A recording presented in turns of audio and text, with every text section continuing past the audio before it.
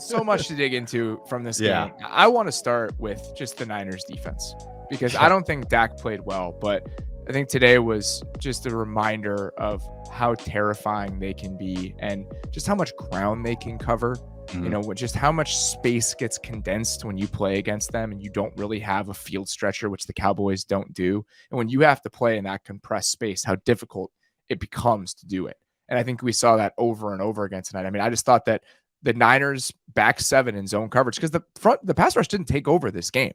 But I just thought that the windows and their ability to move the ball at all through the air was just sucked out of this entire game because of the way the Niners defense played. I mean, and Fred Warner just erasing the middle of the field. And if you have CeeDee Lamb who makes a living off that and all the underneath stuff that Dak loves. I mean, the quick game, after a rough start after the first interception, the Cowboys had a really nice drive, but they started going to quick game, which is fine for a drive. But then you see the 49ers going like, oh, you're doing this? Okay, we're going to start squeezing everything. You really felt Warner's presence outside of that brilliant third down play where he ran with CeeDee Lamb stride for stride. Unbelievable. Unbelievable. And Dak had a rough game, but people trying to dog Dak for that. That's just defensive guys get paid too. And that's a S tier. That's why he's a first team all pro type play right there. But you could really feel Fred Warner's presence, especially on third down, but in the red zone. And there's so many kind of high lows that the Cowboys were trying to run. And you just see Warner kind of trotting onto the screen because he took away some deep route as he probably passed it off. You could see him on screen a couple times. But I mean, the 49ers defense was just tremendous. And the run game, especially after Pollard got out, you could see that kind of affect the game. Only half of the Cowboys runs were successful in the first half. They went 6 for 12. They had one successful run the whole second half. Yeah. They went one for 8 on designed runs. And that's what it felt like when Pollard went out, is that they really only have 2 guys with any sort of pop. Dalton Schultz is fine, but they really have 2 guys that have any juice whatsoever, and they lost one of them in the second half. And you felt that on the offense. Dak was not good, but they did not have anybody that could make anything happen in their skill position room. And the Warner play, I mean, the game is tied, I believe, when he makes that play. Yeah. So he's mugged up on the line of scrimmage. Yeah. And they're in empty. So when Dak's looking at that before the play, he's thinking, I have this. Yeah. I mean, somebody has to run with him. Somebody from the line of scrimmage has to run with him. He knows that. But yeah, I take that 100 times out of 100. Just an unbelievable play to be mugged up and to make that play down the field. Yeah. And then obviously the Cowboys offense struggles the entire game. The defense keeps them in it. Yep. I thought the defense was fantastic, especially for the first 3 quarters. And they started to run the ball a little bit near the end of the game. But for the first 3 quarters of this game, the Niners had 19 carries for 64 yards. They were averaging 0.23 yards before contact per carry over the first 3 quarters. They had a 47% success rate. And it was, I mean, Hankins was a great call by you. Hankins was all over the place. Yeah. Just the entire front seven for Dallas was just playing with their hair on fire. Yeah. Kept them in the game, and the offense just couldn't find a single sliver of daylight to take advantage of the defense keeping them hanging around. No, and the 49ers were explosive through the air, but that's, if you're the Cowboys, it's like, okay, that's fine. They're not nickel and diming us. They're not just putting these together. It's Kittle tipping balls to himself. It's kind of, he's putting it was hard on them. It was hard the entire day for San Francisco. They made a couple really nice plays, but it was hard. Yeah. That's what good defense is. You're just making it hard on the offense. Watch a basketball team.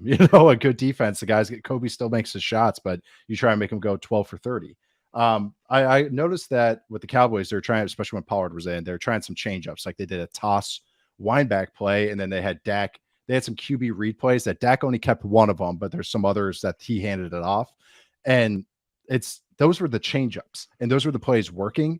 But you can't really you can't run wineback over and over. That's to take advantage of them once over pursuing. And then Fred Warner and Dre Greenlaw and Hufanga are going to go, okay, they got that in their bag. Okay, we'll know it next time. And you could see that every time the Cowboys try to repeat a call, it got snuffed out by the 49ers defense. And like you said, they just kept them in that game. The second half, the 49ers started getting into a lot of counter runs that was working out fairly well for them. But I thought there would be a little more some shot plays and some bootlegs from the 49ers because how hard Micah Parsons and DeMarcus Lawrence were screaming down the line. But I think that's what they were afraid of. It felt like they were just afraid of those things getting absolutely blown up because they consistently were. I mean, those guys, think about the run that I'm thinking of, the one where they left Lawrence unblocked and had Kittle try to get him on the wind back, and he ends with a 4-yard TFL. It felt like every time they try to do anything like that, where they're moving the pocket or they're running heavy play action, they're just worried about things getting absolutely smoked, because that's how the Cowboys front was playing in this game. It was. It was both defenses playing tremendous. I mean, it was just who would pop for a couple drives at the end. It was Well, it was so also with the 49ers offense, and this was kind of every time they went to empty, going into empty for Purdy, actually, I think made his life easier in the dropback game. I'd be curious to look just how many normal dropbacks he had that weren't empty, because one, it clears up the picture. Two, it makes the Cowboys defense more basic, but also they were doing a really smart thing of, they have these guys, Deebo Samuel and Brandon Ayuk. They just put them at the slot on either side, the number 3 spot, the number 2 spot on either side. So somewhere they're going to get, if they weren't man coverage, which they didn't do, the Cowboys, and those looks, they're going to run zone. So you're getting Anthony Barr on Brandon Ayuk. Like, that is, as a quarterback, that is as point shoot as it gets. And Purdy made those throws, but I just thought those little, when they had to drop back, that was the way they did it. Those were pressing the easy buttons for the offense, because like you said, the Cowboys defense was playing tremendous. And that's what you have to do. You have to find those easy buttons for the offense. He had 8 empty dropbacks.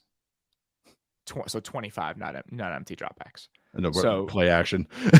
So that I can, that look up, but it's so the empty plays at the end. The Ayuk one was in the fourth quarter, and then on that same drive, they get McCaffrey into that little 2-man stack on 3rd down. So both of those 3rd downs, they get to empty and try to just create something matchup wise. And then, I mean, the 2 plays, the Kittle one-handed play, he takes that vertically. Yeah. So I think that was what it felt like in the fourth quarter, especially. The running game started to wear Dallas down. I mean, this is a team that doesn't have 20 guys they can roll out there that they like. And it's not a team that is really built to hold up that way. It's why their run defense wasn't great over the course of the regular season. I also thought that if they switch off drives, Brunskill played 2 at one point when he typically plays 1, switching off with Burford. But that drive where San Francisco really pushed it down their throats all the way down the field, Burford was in at right guard, and they were running all of those plays came off the right side, and they were just kind of washing them down. And I thought that his physicality, you could really feel that. The touchdown, McGlinchey makes a great block, but I thought that was a little key difference. And then you have a couple plays with guys just taking over. I mean, Kittle, that big explosive 29-yard reception is just him feeling that and taking it vertically and being a really, really good player. So I think that eventually just attrition caught up to Dallas's defense. And then you saw those star level players that San Francisco has, which are innumerable to Dallas's 1. And that ultimately makes the difference.